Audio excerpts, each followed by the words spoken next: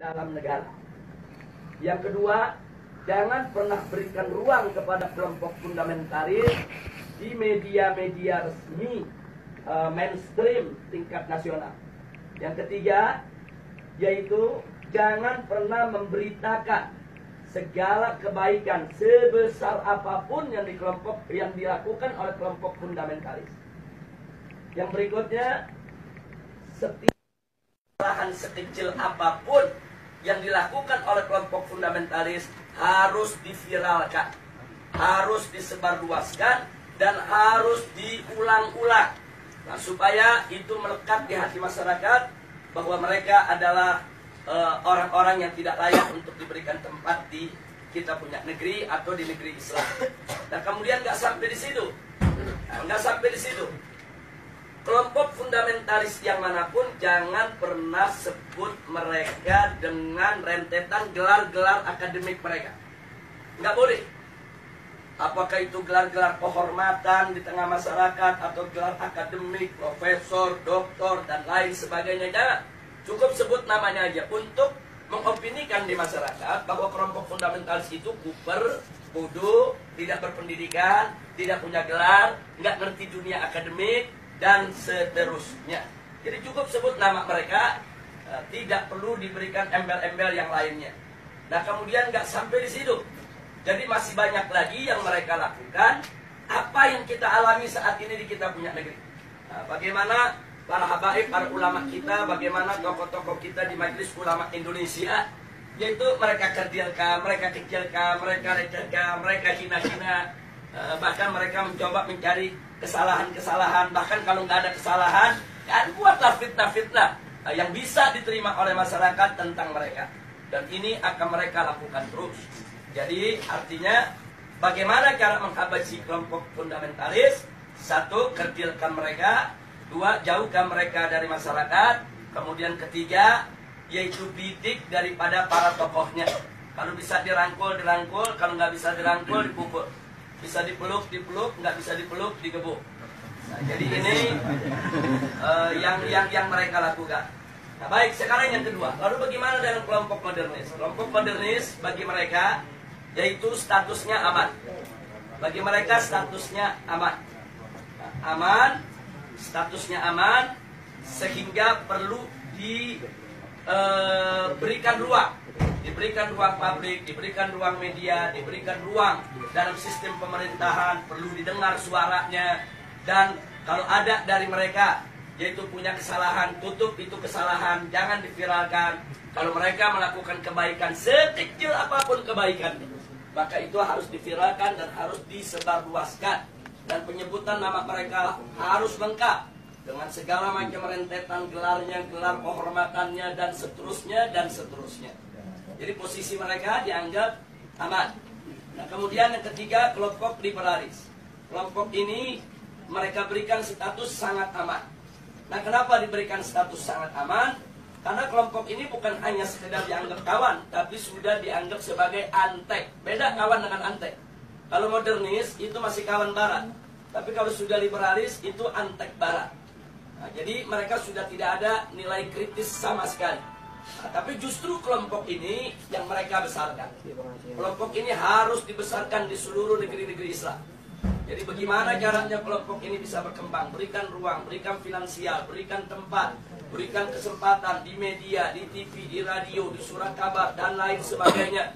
Kemudian pendapat-pendapat mereka viralkan, seolah-olah itu merupakan pendapat daripada masyarakat Islam internasional, dan seterusnya. Dan libatkan mereka, undang mereka, kalau ada konferensi-konferensi internasional di mana saja, untuk lebih memantapkan posisi mereka di tengah masyarakat. Dan kalau mereka punya kejelekan, sejelek apapun, sebesar apapun, yaitu supaya disembunyikan. Jadi jangan kaget kalau tokoh-tokoh liberal di Indonesia ada di antara mereka yang menghamili sekretarisnya, yang memperkosa pegawainya, tidak pernah muncul di media. Jadi semua harus ditutup, tidak boleh. Tapi kalau mereka melakukan kebaikan sekecil apapun, maka kebaikan itu harus terus, yaitu dieksplorasi, untuk kemudian diviralkan, disebarluaskan ke mana-mana. Nah, ini maka itu disebut ini kelompok status sangat aman. Yang terakhir, yang tradisionalis, kelompok kelompok ini masih diberikan status waspada. Loh, kenapa dikatakan waspada? Sebab kelompok ini walaupun mereka bukan fundamentalis, tapi memiliki 3 ciri yang sama dengan fundamentalis. Sehingga kelompok ini harus diwaspadai. Kalau kelompok ini tidak dijaga, maka nanti kelompok ini setiap saat bisa berubah menjadi fundamentalis. Nah, maka itu usul mereka, kelompok yang keempat ini dijaga. Nah, maksudnya dijaga bagaimana? 1, jangan kasih mereka berdekatan dengan kelompok fundamentalis. Sebab kalau kelompok tradisionalis dengan kelompok fundamentalis duduk bareng satu meja, satu kursi, mereka diskusi, maka kelompok tradisionalis berpotensi besar untuk berubah menjadi fundamentalis. Karena perbedaan mereka cuma sedikit, perbedaan definisi ta'rif ad-demokratiyah. Itu aja yang mereka berbeda. Tapi dalam soal dukungan terhadap tatbikus syariah, dukungan terhadap igamatul khilafah, dukungan terhadap sikap kritis terhadap barat, sama. Nggak ada beda antara fundamentalis dengan tradisionalis. Mereka hanya berbeda di dalam mendefinisikan demokrasi. Yang satu mendefinisikan ya demokrasi bertentangan dengan hukum Allah sehingga harus ditangkal sama sekali. Yang satu lagi melihat bahwa demokrasi itu hanya satu cara yang kalau dibawa ke dalam ajaran Islam dia bisa islami, kalau tidak, kalau dikeluarkan dari ajaran Islam dia bisa bertentangan dengan ajaran Islam. Hanya ini saja berbeda. Nah, kalau mereka duduk bareng diskusi, maka kelompok tradisionalis berpotensi besar berubah menjadi fundamentalis menurut mereka, menurut Rand Corporation. Maka itu fundamentalis dan tradisionalis tidak boleh bersentuhan, harus dijauhkan, bahkan harus diadu domba. Nah, ini yang terjadi di Indonesia saat ini. Bagaimana supaya dua kelompok ini diadu domba? Nah, kenapa ini yang harus diadu domba? Karena kelompok fundamentalis dan tradisionalis ini yang pengikutnya paling banyak. Kalau yang namanya modernis, kelompoknya tidak seberapa. Modernis dalam pengertian Rand Corporation. Apalagi liberalis. Mereka nggak seberapa. Mereka punya basis massa. Kita bicara basis massa akar rumput. Nah, yang memiliki basis massa akar rumput yang sangat kuat hanya kelompok fundamentalis dan kelompok tradisionalis. Maka itu kalau ini bersatu, ini akan menjadi satu kekuatan umat Islam yang maha dahsyat, yang bisa merontokkan kekuatan mereka, sehingga mereka akan melakukan berbagai macam upaya bagaimana dua kekuatan ini untuk tidak bersatu. Nah, itulah sebabnya aksi 212 di mata mereka ini merupakan persatuan antara fundamentalis dan tradisionalis. Dan mereka sangat panik, mereka sangat kalap, karena yang masuk dalam aksi 212 itu dari semua elemen umat Islam. Apapun organisasinya, apapun partai politiknya, apapun mazhab pemikirannya, mereka datang, mereka tidak tanya Anda NU, Anda Muhammadiyah, Anda FPI, enggak. Mereka nggak nanya Anda P3, Anda PKS, Anda PKB, enggak. Mereka nggak nanya. Mereka nggak nanya mazhab, Anda Syafi'i, Anda Hambali, Anda enggak. Mereka nggak nanya Anda ini termasuk yang Aswaja, yang Wahabi, atau yang Salafi dan lain. Enggak ada. Mereka hanya tahu Anda Muslim, saya Muslim, kita datang untuk bela Islam. Justru ini yang menakutkan musuh. Nah, karena ini membuat mereka panik dan mereka kalap. Akhirnya semua tokoh-tokoh yang terlibat dalam aksi 212 mereka kriminalisasi. Sebagian ada yang dimakarisasi, sebagian ada yang diterorisasi, sebagian ada yang dikriminalisasi. Yang diterorisasi umpamanya Ustadz Bakhtiar Nasir, dikait-kaitkan gerakannya dengan ISIS, dengan sumbangan untuk teroris dan lain sebagainya. Ini namanya terorisasi. Nah, sedangkan makarisasi seperti Kiai Khattab, Muhammad Al-Khattab yang saat ini ditahan dan dipenjara. Nah, ini dikait-kaitkan dengan inilah gembong yang membuat makar, inilah yang ingin menggulingkan pemerintah dan lain sebagainya. Ini namanya makarisasi. Nah, sedangkan kriminalisasi, aneka ragam tindak yang dianggap pidana itu dinisbahkan kepada para aktivis kita. Nah, jadi sekali lagi bahwa langkah-langkah kriminalisasi, kemudian makarisasi, terorisasi Ini merupakan jalan yang mereka ambil saat ini untuk membuyarkan kesatuan daripada umat Islam. Maka itu saya minta kepada segenap umat Islam, khususnya kepada tolabah yang ada di Madinah ini, khususnya secara istimewa adalah antum semua, baik mukimin maupun pekerja dan lain sebagainya. Yuk kita rapatkan barisan, dan yuk mari sama-sama kita aktif di dalam perang opini. Jadi jangan pernah kita lalai. Jadi jangan lupa, ini handphone yang Anda pegang ini di zaman sekarang bisa menjadi senjata yang luar biasa. 3-4 tahun yang lalu, itu manakala gerakan kita digembosi oleh televisi mainstream yang ada di Indonesia, kita nggak berkutik. Digembosi koran, digembosi majalah, digembosi televisi, kita tidak berkutik. Kenapa? Karena saat itu media televisi adalah media yang paling kuat, adidaya, paling berkuasa untuk membentuk opini. Nah, sementara yang memiliki televisi itu hanya konglomerat. Nah, mereka yang punya uang banyak, karena operasional untuk sebuah televisi itu bisa ratusan miliar. Nah, jadi kita nggak berkutik. Jadi semua opini di kita punya negeri itu dibentuk oleh para konglomerat yang pemilik daripada televisi tersebut. Tapi alhamdulillah 3 tahun terakhir ini ada perubahan, terobosan teknologi yang luar biasa. Munculnya WA, Instagram, kemudian medsos yang lainnya. Ini membuat bahwa penguasaan opini tidak lagi didominasi oleh konglomerat. Bahkan masyarakat biasa cuma modal handphone, beli pulsa di Indonesia 5.000 perak, dia bisa bikin opini. Modal 5.000 perak, foto sana, foto sini, rekam sana, rekam sini. Mereka viralkan dari grup ke grup. Bahkan kadang-kadang banyak orang mendapatkan berita lebih dulu dari WA ketimbang dari TV. Lebih dulu dari WA ketimbang dari radio. Lebih dulu dari WA ketimbang dari majalah dan koran. Nah, ini luar biasa. Artinya apa? Dalam kondisi yang seperti ini, alhamdulillah umat Islam ini pandai menggunakan kesempatan. Jadi kita lihat secara tidak direncanakan, tidak ada rapatnya, tidak ada musyawarahnya, tidak ada pendaftarannya, tahu-tahu muncul Laskar Cyber Muslim. Netizennya nggak main-main itu, yang mendukung itu. Itu kalau ada satu akun menyerang Islam, itu bisa ada jutaan akun nyerang balik kepada bersangkutan. Jadi artinya ini kan nggak ada kan kantor Laskar Cyber Muslim, nggak ada. Siapa pemimpinannya, ketua umum Laskar Cyber Muslim, nggak ada. Ini muncul begitu aja di dunia media. Tapi jangan lupa, justru Laskar inilah yang berjasa besar dalam setiap aksi bela Islam yang ada di Indonesia. Jadi mereka yang memviralkan berita, mereka yang buat pertahanan opini, mereka yang bentuk opini. Kalau ada opini-opini buruk terhadap para ulama, para kiai, mereka yang memendung, mereka yang hantam balik, dan seterusnya dan seterusnya. Dan kekuatan mereka dahsyat. Dahsyat. Itu kalau dihitung daripada frekuensi yang ada di dalam medsos, itu kekuatan netizen yang ada di Laskar Cyber Muslim ini lebih dari 2 juta orang. Jadi nggak main-main, mereka bisa bentuk opini. Nah, ini yang mesti kita jaga, ini yang mesti kita satukan.